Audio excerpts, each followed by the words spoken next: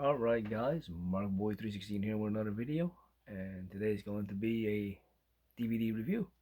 Haven't done these in a while, but it was when I went through my collection, I thought, well, what the hell? I have this. I have it on another set, as a matter of fact, but I figured I'd take the original one, WWE Raw Homecoming, October 5th, 2005, from Dallas, Texas. This is when the WWE went back to the USA Network, and very rare DVD, as a matter of fact.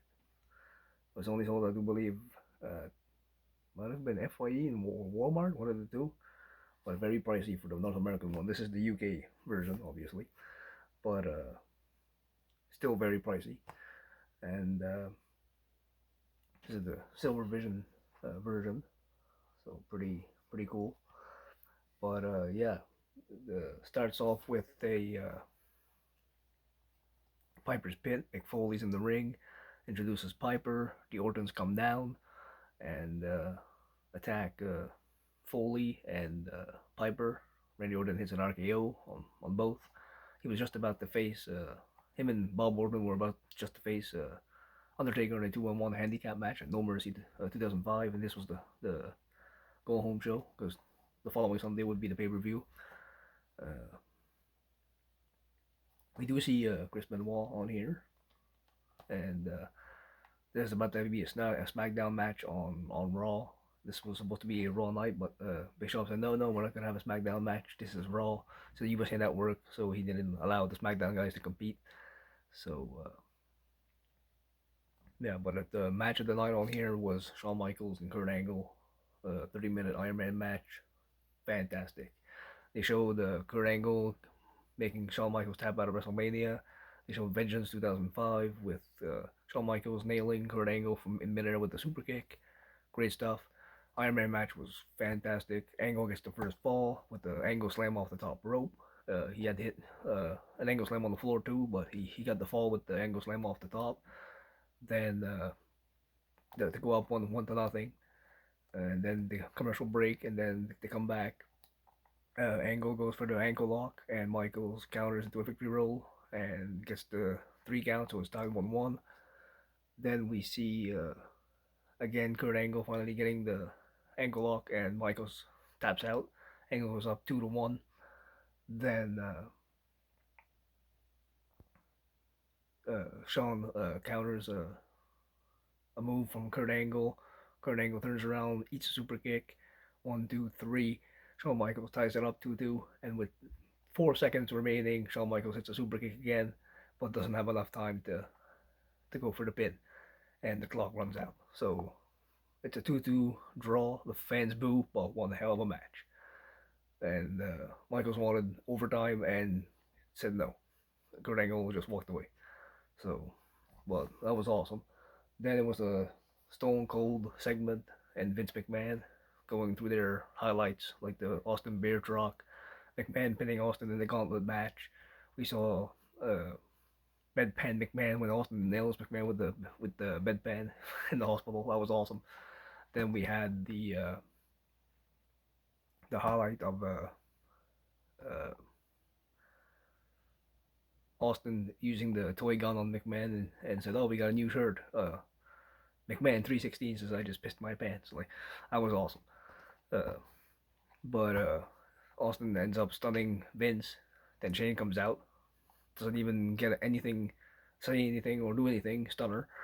Then Stephanie comes out and says, "Who the hell do you think you are?" And bowing up the Stone Cold, and she eats a stunner.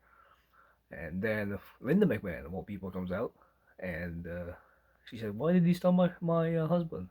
Because he's a big piece of trash." Austin says, "Why did you stun Shane? Because he's a chip off the old block, and he's a piece of trash too." And she said, how come my precious little daughter, Stephanie, why'd you stun her?" Well, she said she's also a precious piece of trash. And then they share a beer, and Austin actually nails Linda with the stunner, but it looks horrible. Obviously, he didn't actually hit her with the stunner, but it looked horrible. we know where Vince got his stunning selling ability from. But yeah, and then another match on here was Matt Hardy and Edge in a ladder match for Edge's Money in the Bank was on the line briefcase, and the loser would leave Raw. Fantastic match. Some great spots here. Lita stays on the ramp, and Matt Hardy's coming down. Edge attacks him to start the match. Quickly runs up the ladder, but is stopped by Matt Hardy. There's a great spot where Edge is doing a splash through a table set up between the ring and the barricade. Then he splashes Matt Hardy.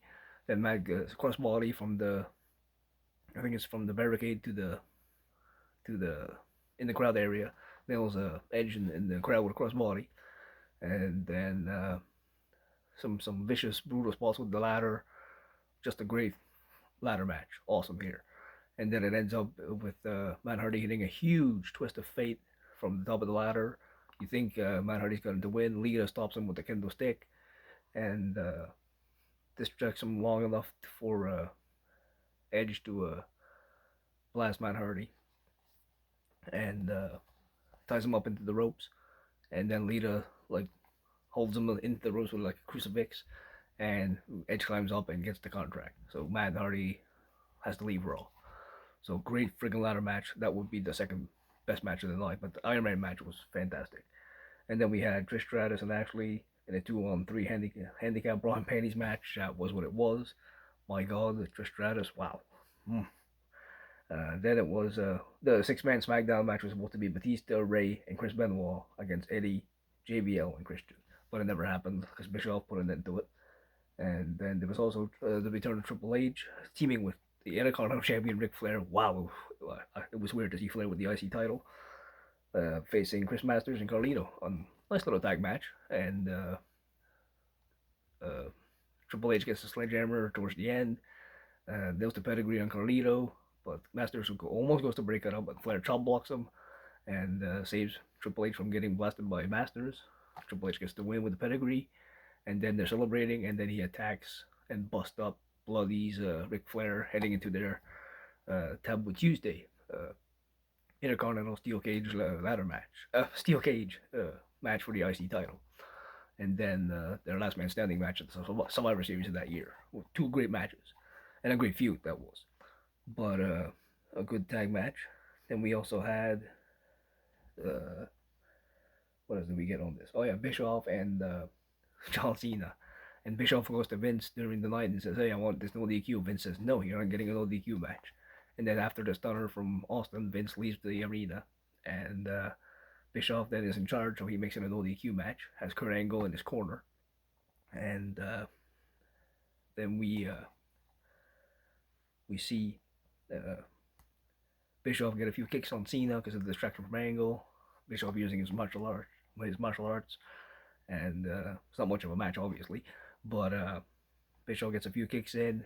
Cena finally just had enough, body slams Bischoff, five knuckle shuffle. Uh, Angle goes to hit Cena with the chair, bounces off and hits Angle right in the face, bounces off the ropes and hits Angle in the face, and then Cena hits the A, 1, 2, 3, and still WWE champion, John Cena. Then Cena and Angle square off and begin to fight. Teddy Long comes out and says, "Well, Bischoff, you embarrassed the SmackDown and all that, and well, we're gonna do it gangster style." And then he takes all the SmackDown superstars and they rush the ring and beat up Angle and Cena. And then all of a sudden the Raw superstars come out, and then it just ends off the air with a big brawl. And we also had a segment on here with Rob Conway, and he was insulting all the legends. There was Dusty Rhodes, Superfly Jimmy Snuka, Harley Race was there. Who was Coco Beware was in there, and Jimmy Hart. We also had who else was in there? Nikolai Volkov.